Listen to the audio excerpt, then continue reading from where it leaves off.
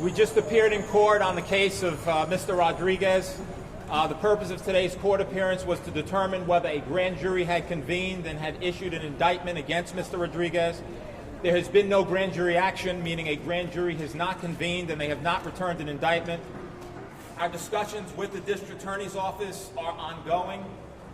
Mr. Rodriguez, from the outset, has been extremely transparent with the district attorney. I had mentioned earlier, I will repeat, that he gave full consent for the search of his phone.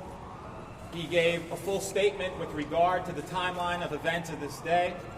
Since that time, we have also executed releases. As you might imagine, having undergone such a traumatic event, the family obviously is very wounded and deeply hurt, but they are not broken. And they're not broken as a result of the love and support of the community that they continue to have and continue to enjoy. And they are so grateful for all the prayers and all the thoughts and all the positive things that people have, really vibes that they have sent their way. This is a horrific event that they are just beyond themselves by. Because of that, they have undergone numerous instances of counseling, both as a family, individually, as a couple. While that is deeply personal to this family, they certainly want that out there. In that, A, they have no secrets, and B, anyone who is undergoing such a traumatic mental experience and something that affects them deeply, their message is to get help. And the help has certainly helped them out significantly.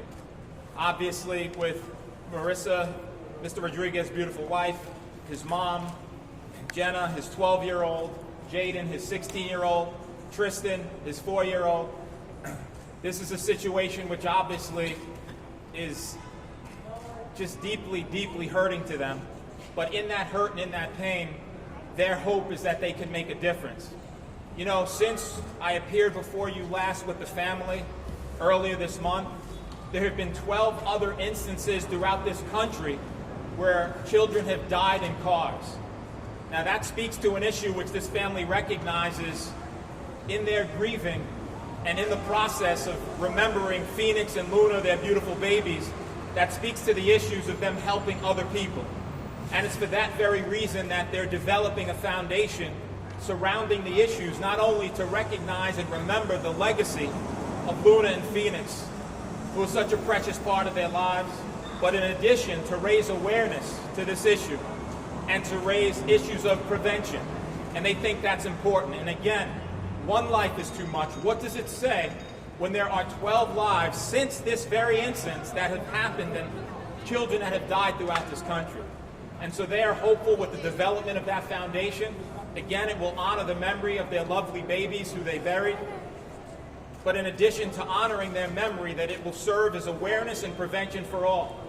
In addition to that, we are working with the legislature in this state.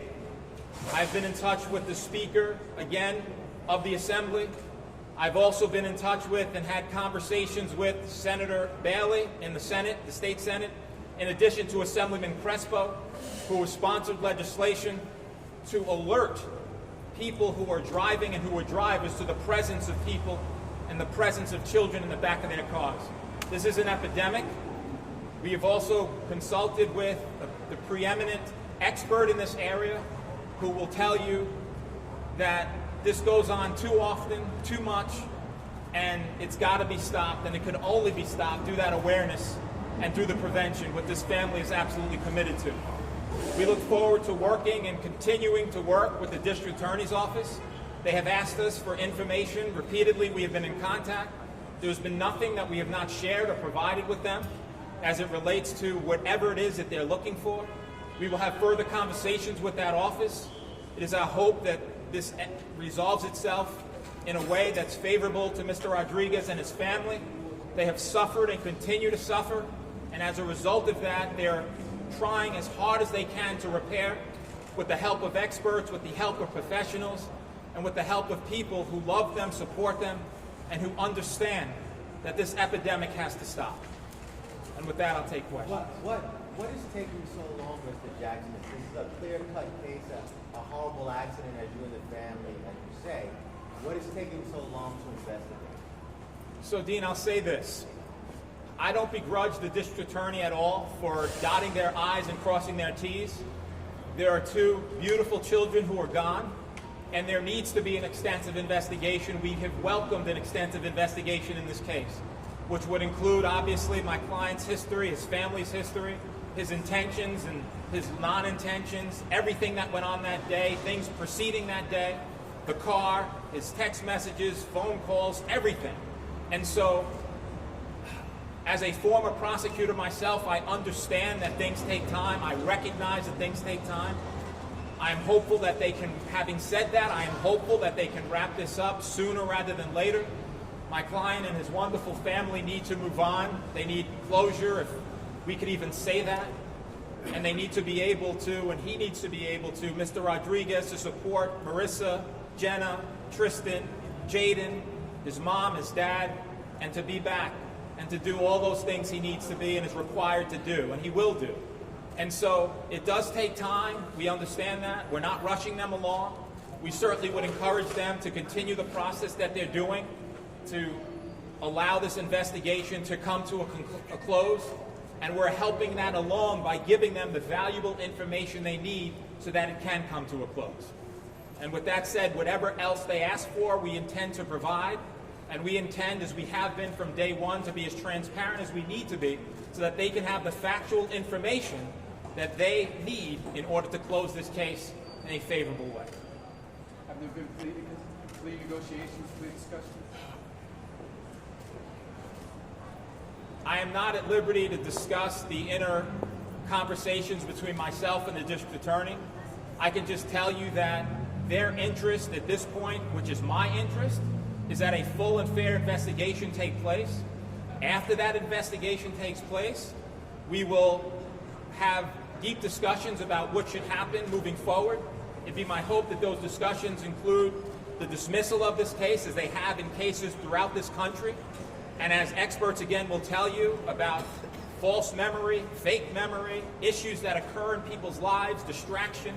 The science on this is very fascinating, and people, thankfully, have embraced and supported and loved this family.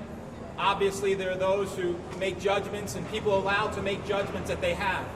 I can just tell you that no one should ever be put in this situation, and if you understand the science, people will understand how you can be put in this situation. It's very traumatic, and it's very serious, it's very compelling, but more importantly, it's very real. And I'll say that. I know you want the charges dropped in so that the family Yes. knows what, as you said, there are a lot of people who are skeptical. What message would it send if charges are dropped when you have two babies who are dead? Some would say that would send the wrong message. I think the message it'll send is that Mr. Rodriguez at no time had any intention to harm his beautiful babies.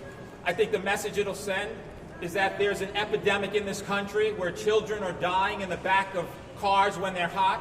I think the message it'll send is one of awareness of how this happened 52 times. That's 1 time per week last year. And if that's happening 1 time per week, that tells you that it's a significant problem that needs to be resolved. I think the message it'll send is one, that there needs to be the donation of resources to prevention. There needs to be awareness raised. There needs to be the legislation that this state assembly and state senate is looking into in terms of having manufacturers of cars join the cause of assisting parents and their families of not forgetting children. I think the message it'll send is one of repair, to allow families who have already undergone the hardship of being punished by virtue of losing a part of their lives not to suffer anymore. And so if there ever is a message to send, this family wants to send the message of helping and assisting others in working with those who may not know that this will occur. When I stepped outside of your site last time, the fact that it happened 12 times since I had the ability to speak to you before, that's a problem. That's an epidemic. 1 time is too much. And it was only the 4th of August or thereabouts that we appeared here. And so what does that say about what's happening? But the larger issue is, what does it say about what we can do about it? And I think the message it'll send, again, is that district attorneys' offices around this country, not only here in the Bronx, are about justice and fairness. And I think that's a very compelling and important message, not just prosecution, not just retribution, and not just with the attempt to gain vengeance, but the attempt to gain a further understanding. And that's the best way I can explain it. The legislation, sir, that you guys would like to see is manufacturers putting like an alert system or something? Yes, I can. In my discussions with Assemblyman Crespo, in my discussions with Senator Bailey, I mentioned them in unison in that they both are sponsoring the legislation in their respective chambers. What they're aiming to do is to amend the vehicle and traffic law to otherwise have manufacturers of cars develop the technology where parents, siblings, anyone who's driving a car will be alerted to the presence of a child in the back seat of that car. It is their hope, as it is mine, as we've had extensive discussions about that legislation, and as they have graciously given us their time, and as they have graciously asked for the family's support, and their families, despite the family undergoing what they're undergoing, just that the family help in any way possible with this legislation, because they do believe that it will protect other lives. And at this point in their lives, having undergone this experience, their part of healing, their part of repair is to give back. And that's what they're doing by sponsoring this legislation, and that's what they're doing by the development of the foundation. Any of the family members being able to get perhaps a statement in Spanish for medical Spanish? There will be no statements by the family today.